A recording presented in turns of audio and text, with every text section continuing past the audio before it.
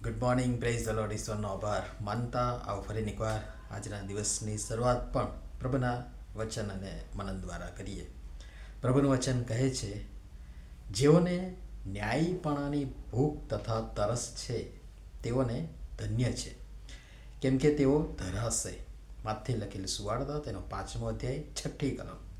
આજનો વિચાર. ખ્રિસ્તમાં અતિ પ્રિયવાલા મિત્રો, પ્રભુ ઈસુ ખ્રિસ્તના સામર્થ્યવાન નામમાં આપ સર્વને સવારની પ્રેમી સલામ સાથે ઘણી શુભેચ્છા. ધન્ય વચનો. ભૂખ અને તરસ તે પણ ન્યાયીપણાની, અને એ પણ જ્યારે જગત અન્યાયીપણાથી ભર્યું પડ્યું છે.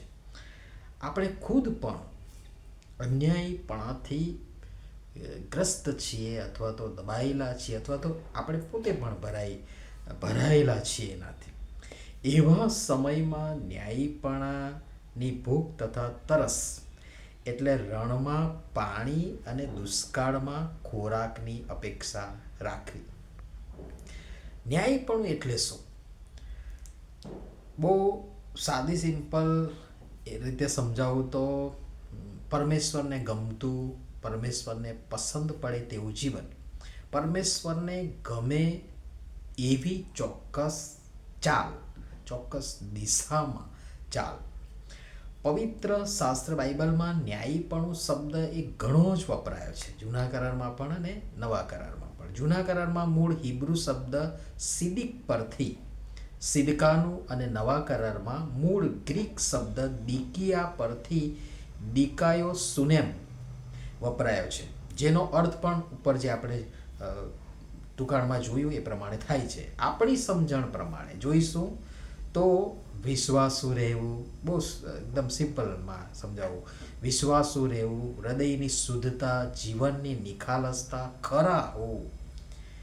ન્યાયીપણાનો અર્થ એ સારા સંસ્કારો પ્રમાણે જીવવું એ પણ થાય છે. પ્રામાણિકપણું કે નેકી પણ થાય છે. એનો અર્થ એ નથી, એ બધી માણસોની જે સમજણ છે એ પ્રમાણે એનો અર્થ એ નથી કે આપણે પોતાને મન ફાવે એવા વિચારો મુજબ ચાલીએ, କିନ୍ତୁ આપણે ઈશ્વરની ઈચ્છા અને તેમને ગમે, તેમને પસંદ પ્રમાણે તે રીતે ચાલવું જોઈએ અથવા તો વર્તવું જોઈએ. કેમ કે પરમેશ્વર ન્યાયી છે. તેમની ઈચ્છા પ્રમાણે ચાલવાથી કે વર્તવાથી અવશ્ય તેઓ આપણને આશીર્વાદિત કરશે. અન્યાયીપણાના કામ કરનારા કદી પણ ન્યાયી ઈશ્વર સાથે સારો સંબંધ બાંધી નહીં શકે. માટે પાઉલે તિમોથીને સલાહ આપી કે જુવાનીના વિષયોથી નાસી જા, ને ન્યાયીપણું પ્રાપ્ત કરવાને યત્ન કર, મહેનત કર, કાળજી રાખ. તેમજ બીજા પણ ઘણા બધા સારા ગુણોનું કાળજી રાખવાના માટે તેમને કેળવણી મળે એના માટે તેમણે અરજ કરી, સલાહ આપી. તેમણે કહ્યું કે આપણે સત્યથી, એફેસોના પત્રમાં સત્યથી કમર બાંધી ન્યાયીપણાનું બખ્તર પહેરીએ. પ્રથમ આદમના આજ્ઞા ભંગના પાપના ભાગીદાર એવા આપણે બીજા આદમ એટલે પ્રભુ ઈસુ ખ્રિસ્ત માં તેમના પ્રભુ ઈસુ ખ્રિસ્તના ન્યાયીપણામાં ન્યાયી ગણી વારસદાર બન્યા છીએ.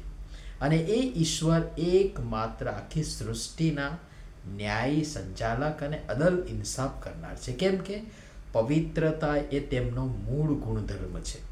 ખ્રિસ્તના ન્યાયીપણામાં પૂરેપૂરી સંપૂર્ણતા, નિષ્કલંકતા, અધીનતા, પૂરેપૂરા આજ્ઞાધીન, નિયમ ભંગ બદલ માણસે ભોગવવાની એ શિક્ષા, મારે તમારે આપણે ભોગવવાની એ શિક્ષા તેમણે વેઠી, એ પણ આપણા નહીં, તેમના ન્યાયીપણામાં સમાઈ જાય છે. હવે જ્યારે વિશ્વાસ કરનાર પ્રભુ ઈસુ ખ્રિસ્તને પોતાના અંગત તારનાર તરીકે સ્વીકારે છે, ત્યારે તેમના વિશ્વાસ દ્વારા તેમને ઈસુનું નિર્દોષપણું અને દોષ મુક્તિ પ્રાપ્ત થાય છે. અને ઈસુનું સંપૂર્ણ ન્યાયીપણું આપણું પોતાનું નહીં, ઈસુનું સંપૂર્ણ ન્યાયીપણું તેને લેખે ગણવામાં આવે છે. મેં તો કંઈ કર્યું જ નથી, પણ પ્રભુએ મારા માટે કર્યું, એ મારા લેખે ગણવામાં આવે છે. એટલે કે તે હવે ઈસુમાં દોષ રહિત કે નિર્દોષ નિષ્કલંક છે એમ ગણવામાં આવે છે. બાપરે, કેટલું ગજબનું! અને આ છે ઈશ્વરનું, પ્રભુ ઈસુ ખ્રિસ્તનું ન્યાયપણું. હવે એ ન્યાયપણું મારું, તમારું, આપણું બને છે. આપણી કોઈ લાયકાત, કોઈ હેસિયત, કોઈ વજૂદ નથી, પણ પ્રભુ ઈસુ ખ્રિસ્તમાં આપણને એ મોટો અબાધિત હક અને અધિકાર પ્રાપ્ત થાય છે. ઈસુનું ન્યાયપણું, હવે એ ન્યાયપણું મારું, તમારું, આપણું બને છે. અને એ આપણામાં હોય અને મને અને તમને, આપણને એ ન્યાયપણાની ભૂખ તથા તરસ હોય તો પ્રભુ આપણને કહે છે કે આપણને ધન્ય છે. આપણને ધન્યવાદ આપતા કહે છે કે તેઓને ધન્ય છે, કેમ કે તેઓ ધરાશે. પ્રભુ સમજવા આપણ સર્વની સહાયને મદદ કરો. નમીએ પ્રાર્થના કરીએ. પ્રેમાળ પિતા, અમે જેવો અન્યાયપણામાં જન્મ્યા તેવા અમને સર્વને ન્યાયપણાની ભૂખ તથા તરસ લાગે અને અમે પણ ધન્યતાનો અનુભવ કરીએ. માટે કૃપા કરી અમારી સૌની તમે સહાય તથા મદદ કરો. પ્રભુ ઈસુના નામમાં, આમેન. ધન્યવાદ.